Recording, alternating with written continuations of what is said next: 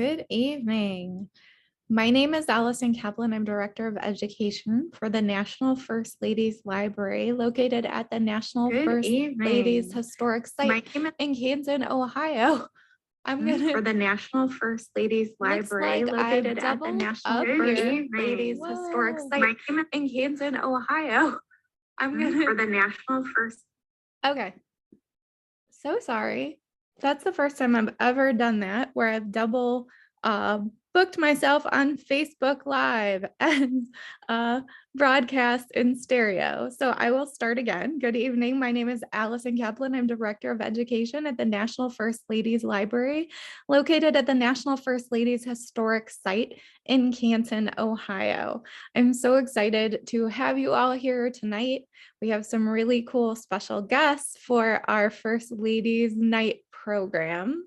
And I'm really excited to delve into some historical crafts. But first, I want to tell you about some upcoming programs, both virtual and at the site. So if you are taking a late vacation this summer, or you are in the Northeast Ohio region, we hope that you will come visit us with our partners at the National Park Service at the National First Ladies Historic Site. The National First Ladies Library has a really amazing exhibition on view called Nancy Reagan, An American Story. It celebrates the 100th birthday of Nancy Reagan. It features amazing, beautiful artifacts of clothing from the Reagan Library as well as the Reagan Ranch, and brings together some really great artifacts in the National First Ladies Library collection. So if you haven't made it to the site, it's a great time to visit. That will be up through spring of next year. So there's still time to plan a spring break trip, to come and see the Sexton McKinley House and experience all that the National First Ladies Historic Site has to offer. We're really excited about it, and we hope that you'll come explore it, and we hope that we'll get some chances to share it with you virtually as well in the coming months. So that's what's happening at the site. We also have some really cool programs as we start to amp up for the school year. We have some great academic things coming up, but I wanted to mention that our backyard boxes, which are a special program for children, are still available. So we have 3 boxes, and if you're in that limbo period between school starting and summer, it's a great time to order a box and get some cool at-home activities. We have a box inspired by Dolly Madison and ice cream. We have one inspired by Lou Hoover as a geologist, and a third by Rosalind Carter and her butterfly trail. So we're excited. Each of those comes with a booklet designed by the National First Ladies Library that is kid-friendly and appropriate about that First Lady, full of activities and history, as well as all the materials you need, sans a few that you would need to buy at the store if you're making ice cream. But all of these will make really cool, fun backyard activities that you can do as you learn about these amazing women in history. So it's a fun thing if you're a grandparent, a parent, a teacher looking for some extra activities. I think they're all really fun and cool and a nice twist on history in action. So that is happening. We also have some of our regular programs, our film series. We are continuing to partner up with our local Stark Library to host the film Women in Motion next month. I'm really excited about this one, and it just happened that we chose it, and unfortunately, its subject passed away. Nichelle Nichols of Star Trek, who played Uhura on the Star Trek series, is profiled in this film. Of course, she was breaking barriers for women on television, but she was also breaking barriers, speaking out about women and people of color in the aviation industry and in NASA and recruiting them for NASA. So it's a great tribute to her about all that she did for NASA and all that she did to break the color barrier, both in the aviation industry and space industry and television. So I'm really excited about that. It'll be a fun discussion and remembrance. We're going to be joined by the director of the Women's Air and Space Museum for that discussion. So it should be really good. Sign up now. You can access the film through Stark Library if you are in Ohio or local. If you are not, you can sign up and we'll be sending you a link in the coming days. We have a curator talk happening on the 25th about Eleanor Roosevelt. So that's a time change based on another program that our archivist is participating in with the White House Historical Society. So you can still sign up for that and either join us live or after the fact to talk about an object in our collection related to Eleanor Roosevelt. We also have a really great book club. We have some great choices that we will be sharing for the coming year, but we will be discussing the book Daughters of Yalta. It's a great group. It's really fun. It's always First Lady centric or centered to women and first families. In the case of this book, it's a book that is hard to put down, and I think it will be really fun to talk about. And then our legacy lecture series is returning in September. So whether you're going back to school in person or you just want to join us to learn more, we will be hosting on September 7th the curator of an amazing exhibition on view at the Winter about H.F. DuPont and the inspiration for Jackie Kennedy and her refurbishment of the White House. So how that Winter estate influenced Jacqueline Kennedy. It's a really amazing looking exhibition. We're going to get a cool behind the scenes look in a discussion with that curator. So I'm very excited about it. I hope you're excited too. And that you will join us for some of those upcoming programs. And we have a lot more in store for the coming year. So without further ado, I want to get our First Ladies Night started. I am super excited about this one. This program was born out of thinking about archives and historic crafts and looking at first ladies and what they do in their jobs, whether it's been flower arranging. We've been joined by a White House flower arranger, or looking at some historic crafts. So in the past, if you were with us deep into the pandemic, we were crafting with Denise Layman related to a Martha Washington pattern. And tonight we are so lucky because we are joined by two people, not just one. So Denise is back tonight to lead us through an Edith Roosevelt sampler. But before we do that, we have a special visitor from a historic site, which is new to us for First Ladies Night. I think it's going to be really wonderful. And as our speaker is talking, if you have questions, please put them in the chat or the Q&A, and I will moderate it after she is finished. But I also wanted to mention that anyone who signed up should have gotten an email that has the pattern and information for tonight's craft. And if you didn't get that, we are going to make sure that you get it either in the links in the chat, or we will send it to you after the fact. So please communicate with me directly. If you haven't gotten it, you can DM me, but I am also going to keep posting that link as we get started tonight.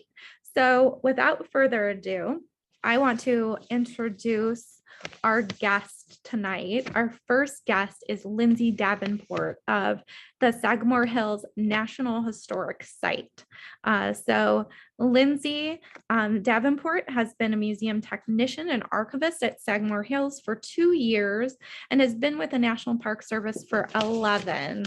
She began her career at Gateway National Recreation Area before moving to Governor's Island National Monument and Manhattan sites. She has extensive experience in material culture and historic home research and care, thanks to experiences that she's had at the Shriver House Museum in Gettysburg, as well as experiences interning at the Care Memorial Museum in Pittsburgh.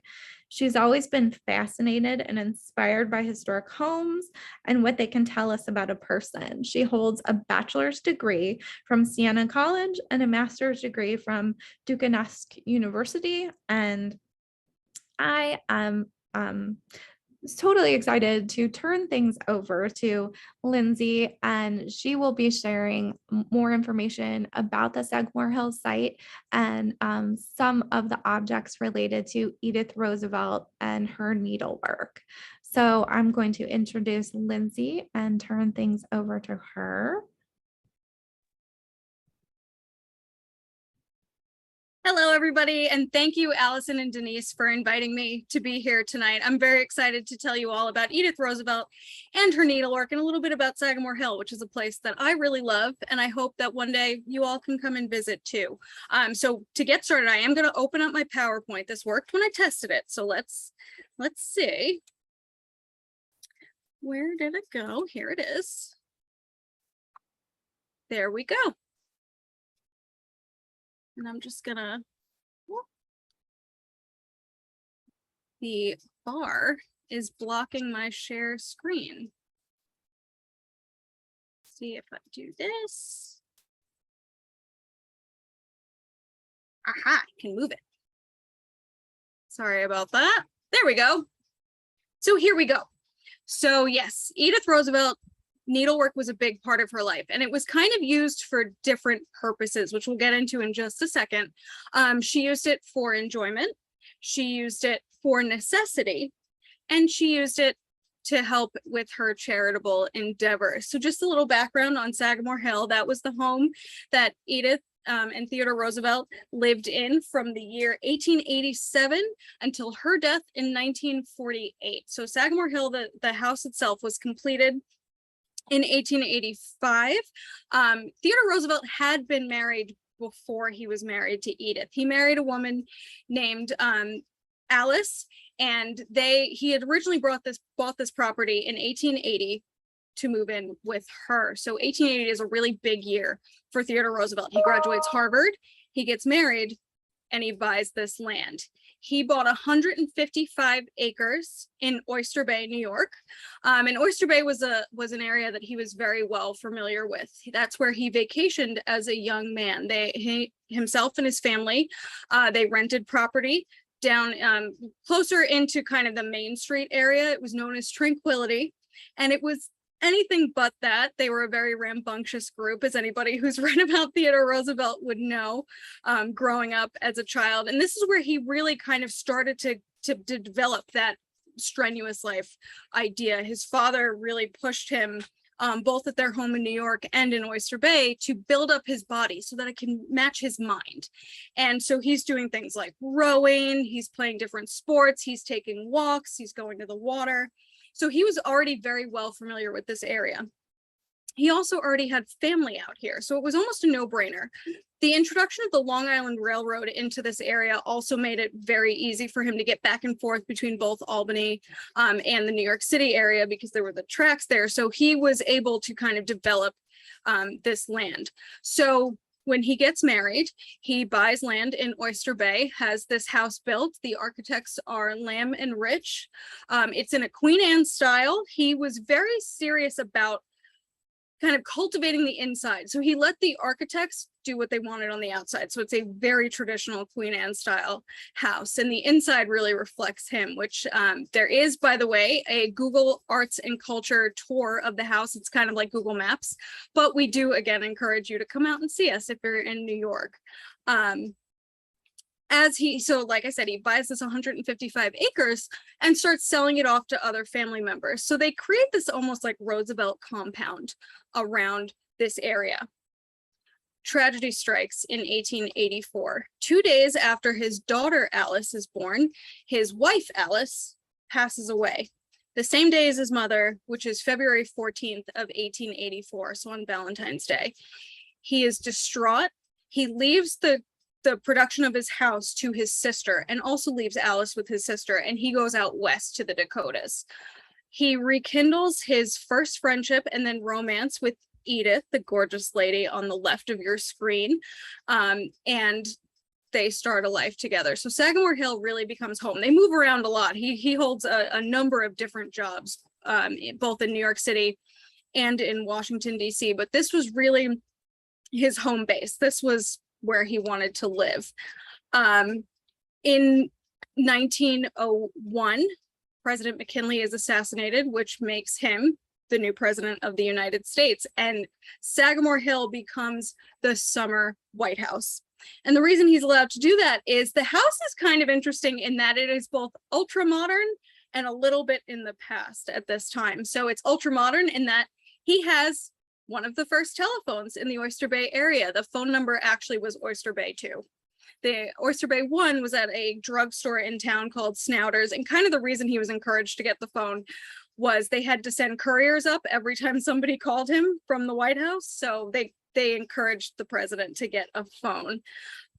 This also expands the home, it being the summer White House. The library is the heart of the home, but the family is being pushed out of it because he needs to hold meetings there and things. So he builds the North Room. It's sometimes called the trophy room. It is this grand area where he puts his presidential gifts, a lot of his animal trophies, because hunting was very important to him. And this gets added on in 1905. The architect of this space is C. Grant Lafarge, if you're curious.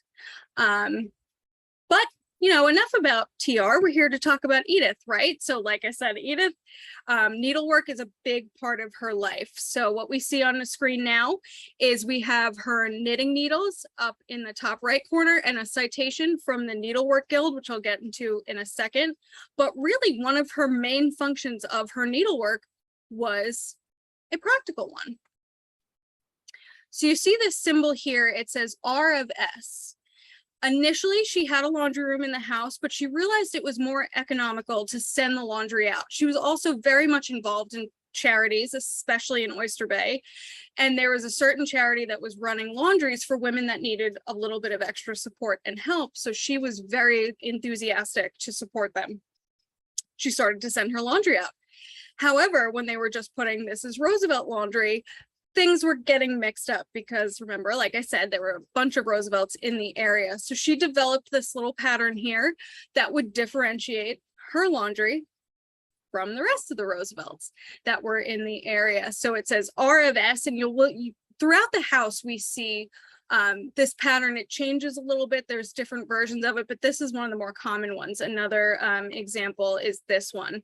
This is on a towel that's in the house. So again, you see the R of S, and what that tells the person is that these are the Roosevelts of Sagamore Hill, so make sure their laundry gets back to them. We have just two more examples of needlework that we have in the house. I do have to admit that the one on the right that says Alice, I included it because it's gorgeous, but that's the one piece. We're not sure if that was Edith that did it or if it was maybe somebody who presented it as a gift to Alice, the daughter, but this is in Alice's bedroom today as we speak. But the other pattern is one of Edith's, we're pretty sure. And that's just kind of so she used it for more decorative purposes, but it's also, again, it's functional. That R and S pattern is telling the people washing her clothes, hey, make sure it gets back to Sagamore Hill. This is just one of her patterns. So again, very functional. You can see it's on her letterhead. You'll notice that the Mrs. Roosevelt Sr.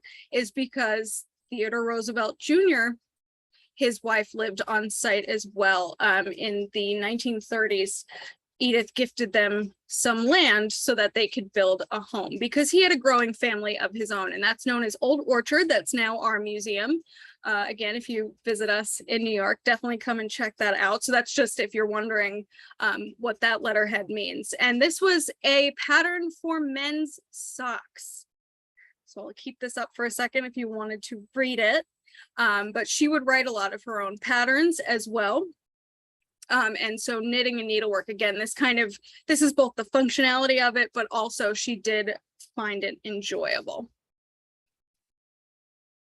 Now, the Needlework Guild, this is where the charity aspect of it comes. The Needlework Guild was an organization that was in Oyster Bay, at least her chapter was in Oyster Bay where she lived. And what they would do is they would get together and they would produce clothing to help the poorer communities. And Edith was very, very, very involved with it for pretty much her whole life. Her and her sister also both did needlework. So this was a passion that they shared together, her sister Emily. And so she would host the Needlework Guild annual parties at Sagamore Hill. So this is an invitation that's in our archives for one of these parties. And then another more charitable organization she was involved in was called the Little Sunbeam Sewing School. Now, she was the secretary of the board, so she had an honorary position. She wasn't one of the instructors, but she did have an honorary position in this board. And what this organization did was it taught young girls how to sew and how to do needlework and how to do knitting. And they would meet fairly frequently, and then they would pattern, they would produce the pattern, and it would get judged, and then if it was good enough it would be mounted and put in their notebooks, which is I've seen a letter recently from the Oyster Bay Historical Society of a woman who remembered doing this, and she had her notebook still and she was flipping through it and she couldn't believe how good she got at needlework at the age of 11, because it was all very young girls that they would teach this. But the other aspect of this organization was teaching them charity. So it was teaching them that they can use their hands to make things that will help people, and that they should always be kind to people and they should always be looking to help. So it's almost this ideological offshoot of the Needlework Guild. So Edith, like I said, was very, very involved in needlework and charity her whole life. And this was something that she really found calm and solace in, which you can imagine she would need, having 6 kids and her very energetic husband running around all day. So that's the end of my show, and I can take any questions now if we have any.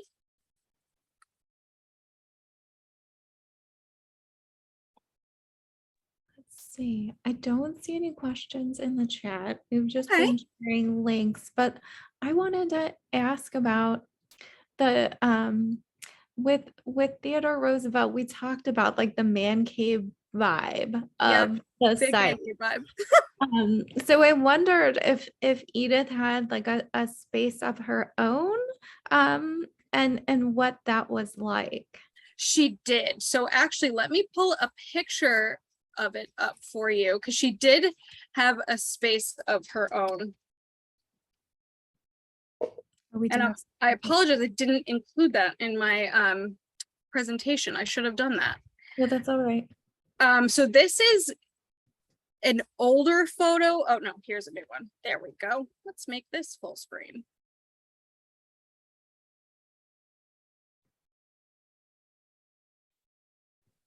Okay, so I will share my screen again and show everybody, because yeah, the Sagamore Hill itself is very dark. And it's a lot of dark paneling. It's a lot of animal heads. It's very much a man designed this space. But what we have then is with Edith got her own room in the space that she could design, and it did kind of change a little bit with her taste. It always looked like what I'm about to show you for the most part, but she would add and subtract things, and it really truly was her space. She had little spaces kind of pebbled all along both the landscape. There's a room in the house known as Mother's Room, which was kind of the shared bedroom, but Theodore almost never slept. So it became kind of, the kids always associated it more with her than with him. And she had her own little balcony, but the drawing room was her space. So I will share my screen again and show everybody that. So yeah, this is what's known as the drawing room. So you can see it's very bright, it's very airy. And this, like I said, truly was her space. If you wanted to enter, you had to ask permission. The only person who was granted kind of uncontrolled access to the space was Ethel, who ended up being, that's her daughter, who ended up being very helpful to her once she became a teenager. She kind of took on the role of also running the household, but Edith did the finances. Theodore Roosevelt was historically terrible with money, so she took that over right away. She planned the menus, she bought the food, she really did everything from this room. If he was hosting somebody and he didn't quite have time to see them, she would host them in here until he was ready. And so this became really her hosting space. I love it. I love that eggshell blue. So and Right? someone already commenting, there's still a little bit of touch of Teddy in the carpeting there. Yes. Down there. And those were gifts specifically to her. Those were her animal skins. So that polar bear, we have kind of a cute story that we've heard from some of her grandchildren that have been recorded over time, that she would line the children up later in her life by who was behaving the best. And that was your position on the polar bear. We have another very cute photo of Ted Jr. sleeping on the polar bear, which I would not recommend now because it is treated with arsenic, but back then they didn't know quite how dangerous that was. So that polar bear was a gift to her from Admiral Peary. So that's a pretty special, important piece that we have. Very cool. There's a question about, in her needlework, did she convey her political views at the time? Not that we've seen. It was more of a personal thing, like even, and it was kind of, that's a very good question, because the needlework that you'll be seeing today, not to step on what Denise is going to be talking about, but it's her tracking TR's life in her needlework. So it wasn't so much her political position, but she did, I think, very clearly understand where she stood in politics and the importance of that, and the importance of she had been the first lady. She exercised her thoughts in other ways, but needlework wasn't so much that. Like, just another little anecdote I can share with you is that if TR was hosting, because she understood that he would, as the president, would have to host all sorts of people, and if he was hosting somebody whose ideas she didn't particularly agree with, or somebody whose morals she thought needed a little bit of work, or, you know, just somebody she didn't quite like, she was not in the house. She found a way to have to go into town. She would take whatever child was running around at that time and be like, we're going to meet so-and-so for lunch in town. And TR would know that that means, okay, make sure that this person's not here when she returns. Or she would go onto her balcony and kind of wait there. So she did, you knew where you stood with her, but it wasn't so much in the needlework. But very good question. And then as far as the objects that are needlework or textile related in your collection, how do you care for them? Do you use them in the interpretation of the space for the room that we're looking at? Yes, it depends on kind of who the tour guide is. So everybody has their own tour, and they talk about different things, but we take very good care of them. They get dusted and vacuumed while we're cleaning the rooms, and as needed. So they get dusted and then vacuumed as needed.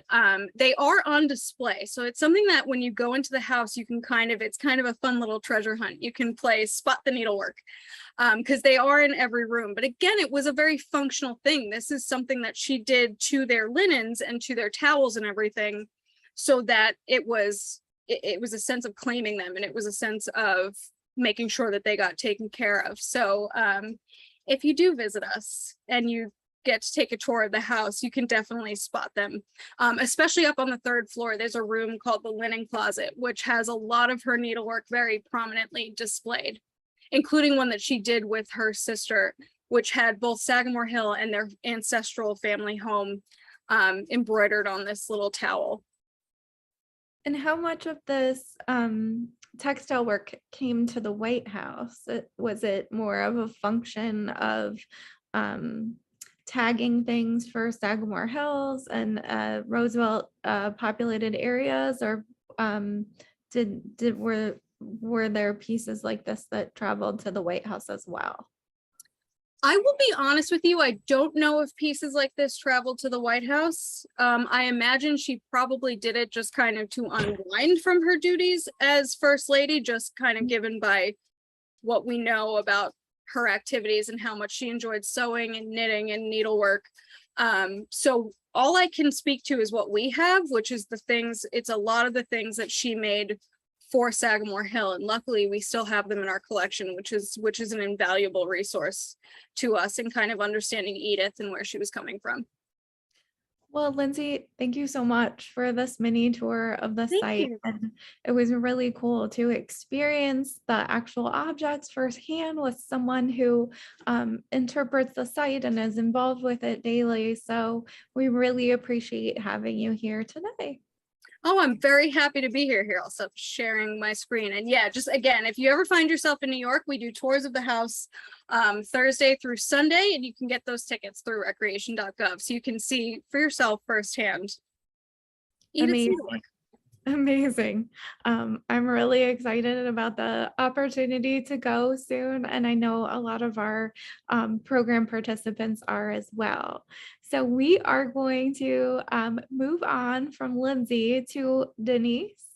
So I am going to welcome Denise Layman. And if you are a visitor to the National First Ladies Historic Site, or if you have been participating in some of our programs throughout this period virtually, you may be familiar with Denise. She has been a volunteer for the National First Ladies Library and National First Ladies Historic Site. She is an educator. She is also a professional needle worker, as well as a historian, and she is currently working on a book of First Lady needlework. So if you were with us for one of our inaugural First Ladies Night programs, Denise led us on this amazing journey of researching Martha Washington and some of her crafting, and we got to experience that. And we are very excited that Denise, who has done some research at Sagamore Hills, was able to do some research and pull together a piece of Edith's and interpret it for us, which we have sent to program participants. And I am going to welcome Denise to the programming stage, and she's going to walk us through a PowerPoint related to her research on Edith and Edith's needlework, and then walk us through the project. And again, if you have not gotten access, I will drop the link in. You can also direct message me to get a copy of that link. If you have questions for Denise, please put them in the chat. And again, we usually, if you're me, you are a crafting novice, especially when it comes to some of these sewing and needlework crafts. I definitely need to go back into a time machine and join some of these needlework guilds and get the basics down. But Denise is going to give us some history, give us some background, walk us through the project, and show us some techniques. So even if you're a novice, there's a possibility that you could execute this craft here tonight. So I'm going to turn things over to Denise, and I'm going to keep answering questions in the chat. Thanks so much. At least we hope.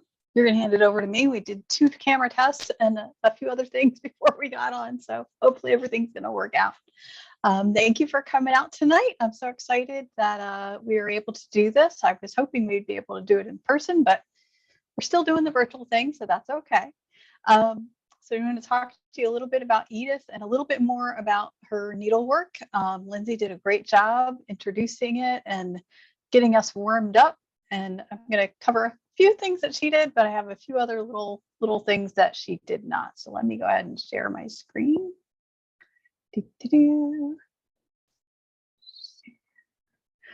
And I don't like it because it always seems invisible to me. Anyway, she used this picture as well, Edith and her knitting and the little dog there. I love that picture. We'll move on.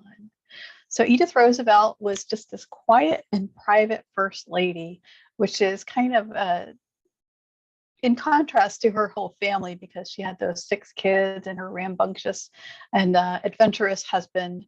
But she was a quiet lady who was an excellent manager of that family and their finances, as Lindsay told us before.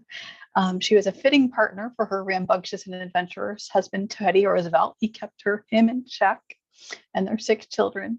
And like many women of that time period, she was trained as a young woman in the domestic arts, and she became a master of many different kinds of needlework. I did a little bit of timeline here for us tonight. Edith was born in 1861 in Connecticut to merchant Charles Caro and Gertrude Tyler. They were not a wealthy family. They were okay, but they weren't very wealthy. And the fun thing is, I have this picture here of Edith when she was young. She's down in the left corner, and up above her, behind her, is Teddy. They knew each other since they were very young. They actually went to school together in Teddy's house. They had a little school in his home that they both attended. So they had known each other since childhood. In 1886, of course, she gets married to Teddy. She's his second wife. As Lindsay said, Alice, his first wife, passed away, and so she got Teddy, and she inherited the daughter Alice too in that deal. In 1901, of course, she becomes first lady. So she's going to bring all those 6 kids and Teddy to the White House with her, and in the effort to separate the work life and the family life, Edith is going to be the one who refurbishes the White House and kind of separates the quarters into working space and living space. And you can imagine, with all those kids, that was a necessary thing. They needed their separate living space, and then Teddy's workspace. So she was the one that initiated that, and she also initiated the designing of the West Wing and those offices as well. Teddy, of course, is the president until 1909. He does run again for the presidency, and she is very disappointed that he doesn't win. She was really sad about that, because she really enjoyed her time as the first lady. But he is going to die in 1919, very suddenly, of heart failure. She's going to live on until 1948 after his death. She does a lot of great things. She travels. She goes all over the place. Tragically, she's going to lose all 4 of her sons before her own death in 1948. That kind of gives you just a little skinny timeline of Edith's life there. And now to her needlework. She was a master of all kinds of techniques of needlework. She could crochet, and there are a lot of crochet patterns in the collection at Sagamore Hill. I'll show you a few in a minute. There's at least 1 blanket that she crocheted in the collection. And as Lindsay said, you can walk through the house and you can do kind of a spot the needlework kind of deal. So you will see the blanket as you walk around the house, except for the day I was there. They pulled it off display. Sorry, anyone who took a tour that day. But that's there. She sewed. She would have sewed clothes for her family. She was also, of course, president of the Oyster Bay chapter of the Needlework Guild of America. And then she was honorary president of the entire Needlework Guild of America for a time. She would knit. There's knitting patterns throughout the collections. And Lindsay showed us one already for a pair of socks. But she would jot knitting patterns down on little scraps of paper to remind herself about different details of things that she was knitting. We'll show you a few of those in a minute. And embroidery, of course, she used much of her embroidery for utilitarian purposes, marking that laundry, making sure it would get back to her. TR was a terrible, terrible financial manager. He did not keep money well, and so their money was tight at times, and it was really important that they got that stuff back so that she didn't have to spend more money to get more linens and dishcloths and napkins and things. So she made sure those were marked, and so a lot of her embroidery was utilitarian, even though it was it was designed nicely and it was pretty. There are other examples throughout the house where she marked the boys' items for when they went off to school and those sorts of things. So a lot of it was utilitarian, with an exception of the one piece that still exists, which is the large sampler that she made to commemorate Teddy's life and her life together with him. So some crochet samples. I've got a little snippet of the crochet blanket there on the screen. None of the pictures I took of it were very good, and I didn't have time to grab one from Lindsay. So that red blanket, you'll see it. It'll be upstairs on a. When I was there, it was on like a fainting couch up in the hallway near their bedroom. But this here is an example of one of her crochet patterns. This is for an infant's talma, or a hooded cape for an infant, which was a common pattern at that time that people would make for their little babies, like kind of a poncho coat. Another pattern she had in her collection was for bedside slippers. And as I was researching the needlework of the First Ladies, I thought about another famous First Lady who liked to knit slippers, someone from our area, Ida McKinley. And as I looked at this pattern that I found in Edith's collection, and as I deconstructed Ida's slippers, I started to realize that they use the same pattern. And so I do believe that this pattern that Edith jotted down is the basics of a pattern maybe that Ida shared with her as she made her own slippers. And it's just so exciting to see that they probably talked about needlework because they were both very much into needlework, and they were certainly connected because Teddy was the vice president for William McKinley. And so it was just exciting to see that maybe there was that connection there through bedside slippers. And I have my own here too. Allison has the other pair I made at the site.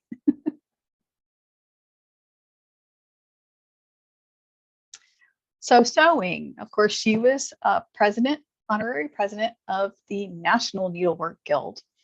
And here in this letter, she's writing a letter to Mr. Hammond. I'm not sure what town he was in, but she is looking for introductions to ladies in his location so that she can get them to join the Needlework Guild and join in this charitable efforts of the Needlework Guild.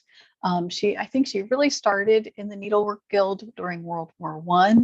Her sons were off to war. She really felt like she needed to do something to help those who were being affected by war, both in the United States and in Europe.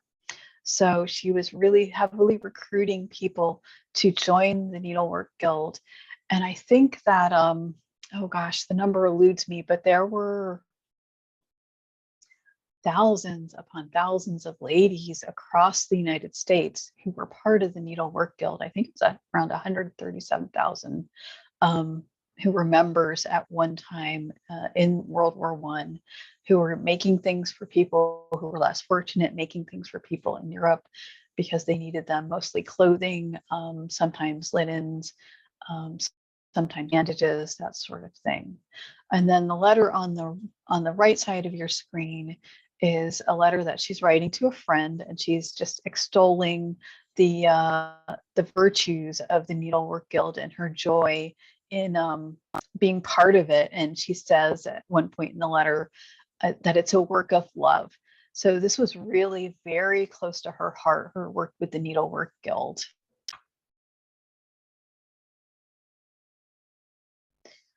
And in fact, she did such a great job with the Needlework Guild in World War I that the president of France awarded her with this honor that, and my French is rusty, but she was honored by the president of France with this award for her efforts in helping the people of France in sending clothing items to people in need during the war.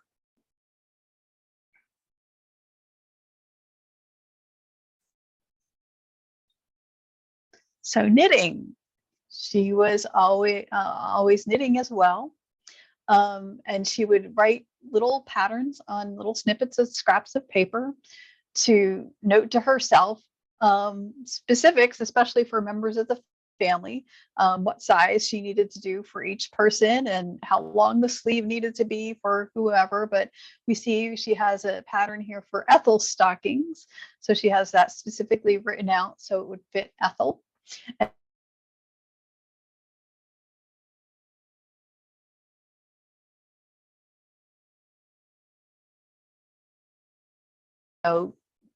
narrow the sleeve so that it'll fit him properly. And someone asked about the time in the White House. And so in the White House, she was quite often in the background in meetings, just quietly knitting away, unobtrusively listening in. And so then at the end of the meeting, she could talk to Teddy about what went on in the meeting and give him her advice. So she was kind of just there in the background, being, being the little knitting lady in the corner. Nobody's going to pay attention to me, right? But she always had an opinion after the meetings, and she would let him know. And that would be how she would be listening in and doing needlework at the same time. So some samples of her embroidery. Again, these are pretty utilitarian. You can see she's got the Roosevelt Sagamore there on the towel, but she's made it a little bit more pretty with those bird designs. I guess she must have liked birds because they are a common motif in her works. And then at the bottom, you can see she has her initials, and it says Facile, so it was made by her. So on to the sampler that she made. Edith cross-stitched the sampler in the 20s. It would have been after Teddy's death. She finished it in 1925, which is the date on the bottom of the sampler. And she made this sampler to represent the important phases and events in her life with her husband, Theodore Roosevelt, just to honor his accomplishments and the things that he did. So let's step through it. The top row, of course, of the sampler is Edith and Teddy. They're in the center. And I don't know, Teddy's wearing a pink shirt, so real men do wear pink, right? But she's got him in the center with her, and then she's got the 4 boys there, and then of course Alice and Ethel. I'm trying to remember the boys. We've got Ted, Junior, Kermit, and Archie and Quentin there with them. And there are roses on the side, and I think the roses are a motif throughout the sampler because of the name Roosevelt, and we'll look at that in just a moment though. So on the second row, we've got what may depict Teddy's ranch. When his wife Alice died, he did go out west. He started ranching. He started writing books about ranching. There is an inkwell there over on, I think that's the one on the left, to represent his writing. We've got some animals there. Of course, he liked hunting and riding his horse and going out and doing those kinds of things. On the next row of the sampler, we've got some more of Teddy's adventures. Of course, way over on the right, we've got VP for Vice President. In the middle, we've got the Puerto Rican flag. Teddy was very famous for going out with his Rough Riders and battle at San Juan Hill and other actions in Puerto Rico. We have a little white boat. I do believe that represents him during his presidency with the Panama Canal, the opening of the Panama Canal and the building of that. The CSC is a little curious, but there was a point in time when Teddy went to South America in the Amazon, and he went with a gentleman named Reverend John Augustine Zam of the CSC, which is the Congregation of the Holy Cross. And they went on an adventure to try and go down what was the legendary River Doubt. Teddy never ended up going down the river. I believe his son, Teddy Jr. did, but that may be I'm not sure. That may be a reference to that. The next row, we see a lot of kind of Egyptian theme going on here. Edith and Teddy did take a trip to Egypt in 1910. This could represent that. Some people do feel that the stork also represents Teddy's love of conservation. And so that's another thing that could be as well.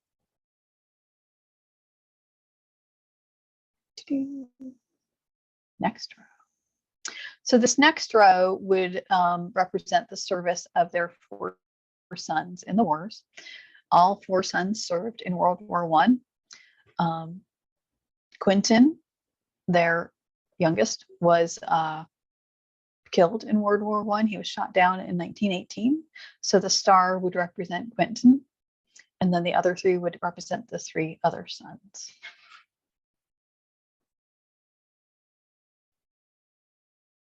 And then we have a row with roses. In Dutch, the Roosevelt name means field of roses. And the family's coat of arms has a rose bush and a green field. And so the roses on this row, and maybe also up at the top of the sampler, could represent the name of the Roosevelt family.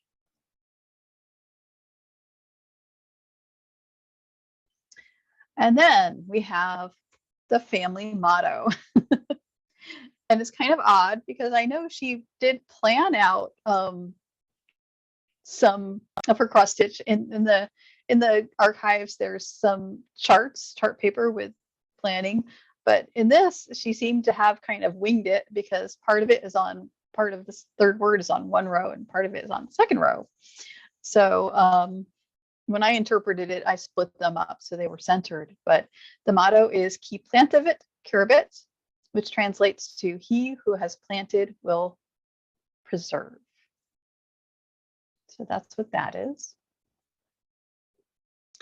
And then, of course, on the bottom 2 rows of the sampler, we have her name and facile, which means made by, and then the date of 1925, which would have been when she had finished the sampler. Stop sharing my screen. See if there's any questions before we maybe go into. Denise, I think most of the questions were just comments on the children and the history and the birth names, but nothing specific about the needlework per se. I wondered about this idea of like telling a life story, telling a history through needlework. Was this something you've seen other White House families do, or is this kind of new? I haven't seen anything like that in any of the other like presidential families, so to speak. So no, it probably was and I haven't seen a whole lot of that as far as like kind of a biographical sampler. In general samplers, it is kind of unique, and it is a very personal kind of representation for her of their life together. So yeah, I have not seen anything like that. I've seen a lot of, you'll have a sampler with the birth record with all the names of the family or something like that, but not a real kind of pictorial representation of a person's life. So this is the sampler is really quite unique in that regard. It's very cool. The other question, and I don't know if you'll be able to address this, or Lindsay or Michelle, our head of research at National First Ladies Library, who's also in the chat, but it appeared that in the documents that you shared, her birth name is Edith Caro, but she signed her name on the documents you've shown as Edith Kermit Roosevelt. Can you explain? So That might be a good question for Lindsay and Michelle. Yeah, so as we're presenting, I think that's a really great question. And I'm gonna throw that to Lindsay and Michelle, whether they want to chime in the chat. Oh, here she is. There's I'm still Lindsay. here. So Edith Kermit Caro was her maiden name. So Kermit was her middle name. When Got she it. married TR, she took the name Edith Kermit Roosevelt. So she kind of dropped the Caro. She would use it sometimes. So that's why you'll sometimes see her sign her initials, especially early on, as EKC. Or sometimes in an official document, they might have both names. It might say Caro and Roosevelt, but generally, like even kind of colloquially at the park, we do, when we're writing to each other about her, even just speaking, we do refer to her as EKR. Those were the initials that she preferred when she was married. Mhm. Yeah, that one towel had on it, I think it had EKC. It had EKC, yeah. Yeah. So that might have been made very early on when she was still getting used to it, or it could have been something she made before she was married. So yeah. And Michelle Gullion, our director of collections and research, says, "Thank you, Lindsay. Yes, you preferred Kermit." Yeah. So, thank you for the clarifications. And it's always interesting to see how women throughout history deal with the different names and the name changes and the references, especially first ladies, because there's always some back and forth and some preferences. So it's interesting to see how it plays out both in the signed documents and the needlework. So thank you for that. You're welcome. So I think Denise is going to take us through some of the nitty gritty now of the sewing. So I was going to be like, I do with my kids for school. I also work for Ohio Virtual Academy, and I do clubs and stuff. And have them raise their hand. Does anyone need a refresher on cross stitch? yeah, I'm ready to go. So one of the things we've done, or we're in a webinar, so we can push this out a little further and keep it and share it and respect all of our participants' privacy. But earlier, when we started this program, the last time we worked with Denise, we mailed all the participants the materials. They registered and paid online. This time we pushed out the material list to you.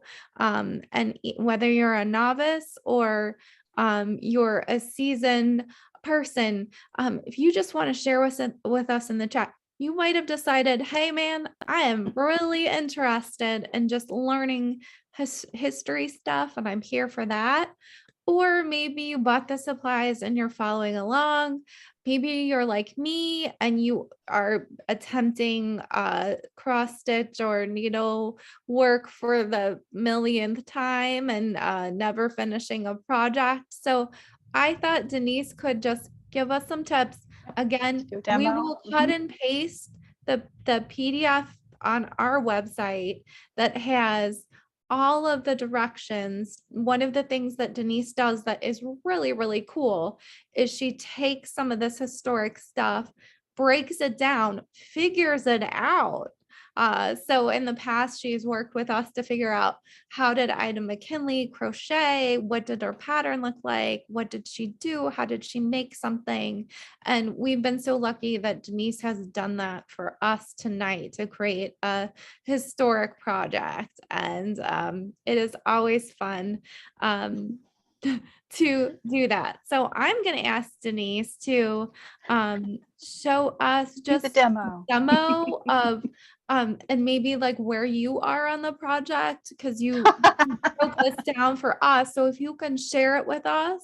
Here's mine. Demo it a little bit. I am not, full confession, I am not done with mine yet. So she's still working. It's still a work in progress.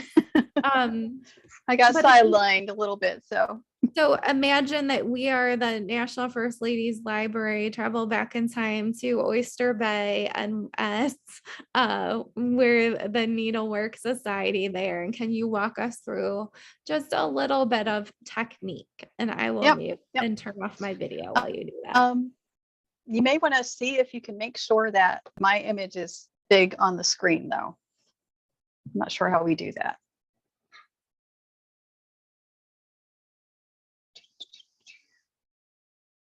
don't think I can do that. All right, so I'm going to switch cameras. And so I have this little sample thing I've made to people how to cross stitch online or in person. So it's really big in person, but hopefully you can see it. And Allison, chime in if anyone's asking to see things closer or anything like that. So cross stitch fabric is woven in a loose weave. This is kind of holes punched in some felt, but when you have cross stitch fabric, it's going to have 4 holes in each corner. You know, you're going to have little corners in each row. You're going to have fabric weave this way and that way, and it forms these little holes. So the most important thing about cross stitch is to make your stitches, your X's, the same way every time. So all you're doing is just making a bunch of X's, following the pattern, putting them where the colors are supposed to go. So I'm going to show you just the basic stitches. So I usually start in this would be my lower left corner. I got to make sure I'm staying in the right direction because, you know, my dyslexia is strong sometimes. And then I'm going to go through the upper right corner to make the first cross of the X. And then it's real easy. You just go to the lower right corner and cross over to the top left to finish the X. So that's the basic cross stitch. And then if you have the same color next to it, you start in that lower left hand corner, go to the upper right again. There's your first part of your X. Bottom right, up to the top left. And there you have it. You have 2 stitches. And then you just keep following along that way until you have all the color of that color you need. Just keep going the same way. You can do it 1 stitch at a time like that. Or if you have a bunch in the same row, you can just make a few in succession. So bottom left, top right, go to the next square. Sorry if I've got a little noise in my background there. Bottom left, top right. So you're making that first half of the X and you're just going down your row. And then you just come back and you cross them.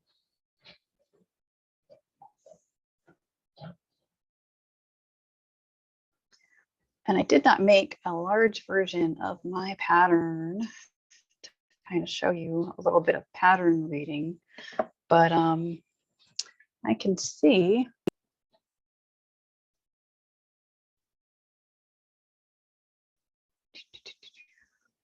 if I can screen share it.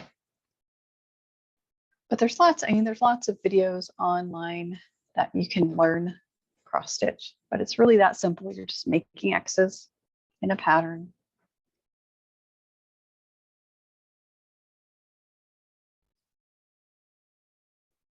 And it's not going to let me do it. So Denise, other questions about, we can pull the pattern up on the screen and take a look at it. I can do that from my computer too, if that's easier for you. But questions about like how you chose the colors. You were talking about the what color even like you're stitching in. It's not like a white, bright white, but it's like an off white. Are there any other recommendations you have related to the? Hang on, let me move this over here. Let me pull up the whole image of the sampler and talk about it just a little bit more. People are commenting on the picture behind you too. It's not cross stitch. I can talk to you about that one. That's another First Lady one. So you can see, trying to see if I can zoom in. Okay. So you can see really well the little squares in the fabric. Now this fabric is linen. So it's a little bit different than the cross stitch fabric that we have now. And you can make this on linen. It is just a little bit harder because you have to go across 2 squares to make the stitches the size you would want them. Otherwise they would be so tiny you can't see them. The cloth I called for in the pattern is called 14 count, which means you get 14 stitches per inch. So this linen is probably like a 28 count.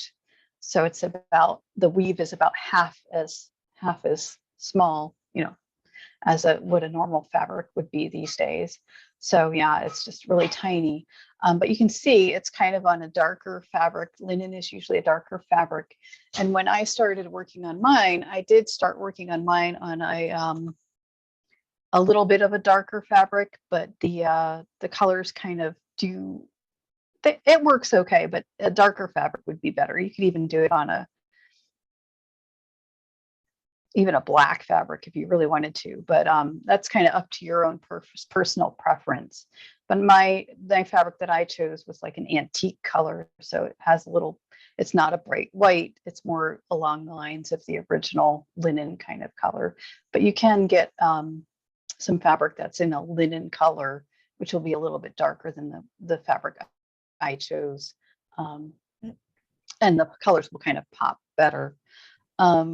I chose a few different motifs from the original sampler. Of course, the family, we have to have the family in there, and the roses and the family motto. Again, I centered the family motto in my design.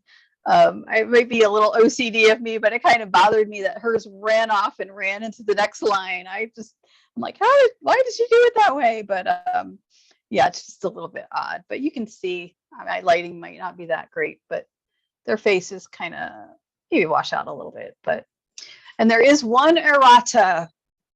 My software that I use to chart usually does a really good job of calculating how much thread you need of each color, but the brown color 434, and I can probably change the pattern and send you a new one to send out to people.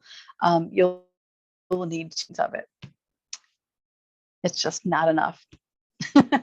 But then that blank line above the date, we gave the alphabet so that you can put in your own name, and or you can put in Edith's name if you want, however you want to do it, and then the numbers there, so you can put in whatever date it is that you finished your sampler.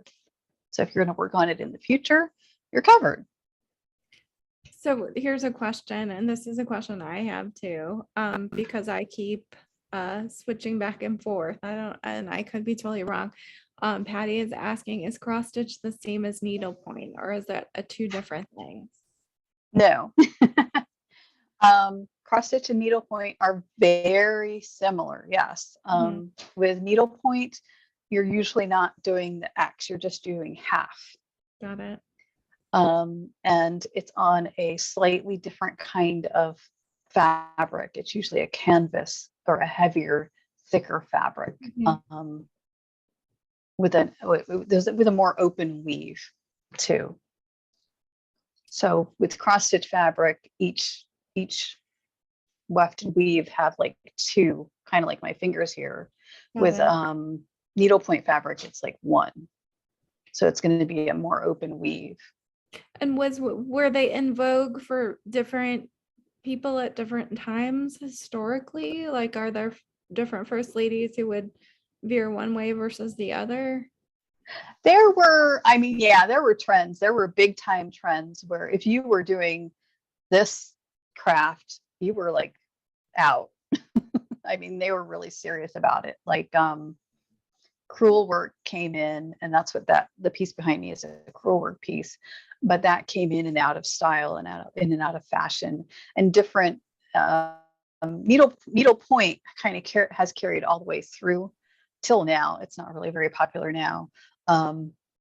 but it carried through pretty well. But there were different stitching patterns that became popular and trendy throughout the different years. And so if you were doing a kind of an old fashioned stitch, you were out.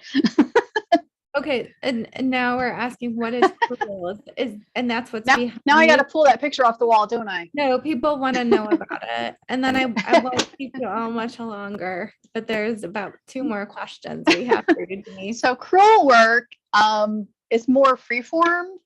This, oh my gosh, let's see if I can get it up there.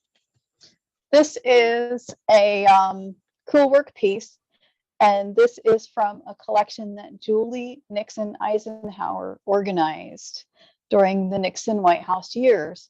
There were 6 different kits that they organized, and the money that went from the kits, they sold it through Good Housekeeping magazine, I think. The money they got from the kits went towards purchasing art for the White House. So this was one of the kits. I was able to find the new old stock and made it myself. I entered it in the Stark County Fair and got a ribbon too. But I'm trying to see if I can. I'm going to put it under the other camera so you can kind of see the difference. Crewel work is a lot more freeform.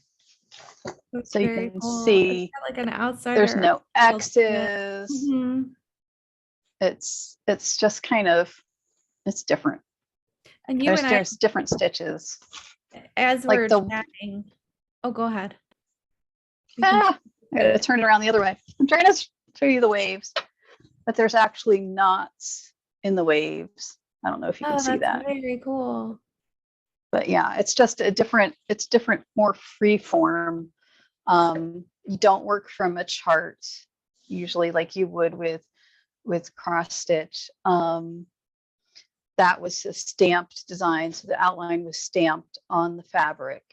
So you stitched over the stamped fabric and used different stitching techniques, and it's fun. It's a little less regimented and square, than needlework, needlepoint, and cross stitch.